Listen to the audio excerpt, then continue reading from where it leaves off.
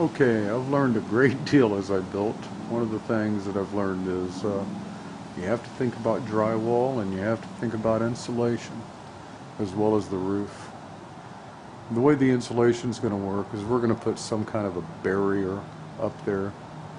Um, and the way these I-beams, these wooden I-beams are built, there's that lip up there upon which the plywood sits and upon which on this side or to which the drywall will sit. So to insulate, well, in order to have air, you can see it here, daylight, see that's the amount of airspace we have. Alright, so we'll put some kind of a blocker, whether it's a foam or cheap plywood, whatever, up on the inside of these ridges, and then we'll foam up to it. And that will give us the ventilation from the soffits down at the side. You can also see the little air, or you can see the light showing up above those blocker boards. And we'll insulate that, so we'll still have airflow up under the roof. Okay, so it's very necessary as you build.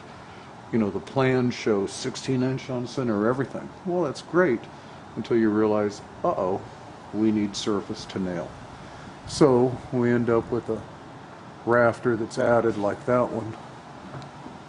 Maybe that's easier to see over there, I don't know. Yeah, this one over here in the corner. See, very close. But it's because it was an afterthought.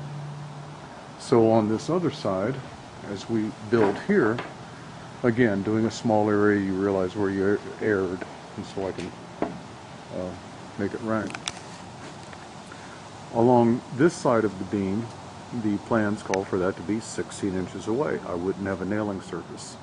So a joist, or no, a rafter of joist material has to run right along that beam. The beam itself is insular, so we don't have to worry about it.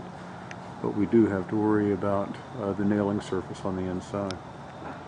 So that's one thing. The other thing, when we laid this plywood, I'll walk over here and show you. I didn't take into account that little soffit board on the end. And that's actually the soffit will nail to that. But my plywood should have gone over this board. So I'm going to have to put about 1.25 inch strip of plywood over here and on the other side. But we won't make that error again. Now, I've done the fascia board support on this side, not over there because I don't have the gable end extension on that side yet. And here is the gable extension. Goes right on down. So that way we've got the 18 inches of overhang, shed water. Looks great. Now over here, you can see I've got my beams laid along the, no, I have my rafters. God, I can't even get the vernacular right. I've got my rafters laid along the valley beam. That was a valley beam. Thought it was going to be horrible. It wasn't horrible. It wasn't fun, but it wasn't horrible. Anyway, that's where we are doing all the final stuff. I do have to lay plywood. Again, another thing I discovered. No, I have to lay rafters in the upper part of these openings, left and right, because the plywood sits in the same plane on those. When we lay the rafters for the dormer, it goes from the ridge beam to the side beams and then out.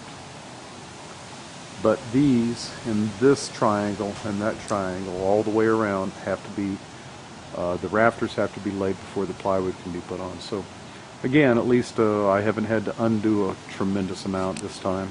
I'm learning slowly.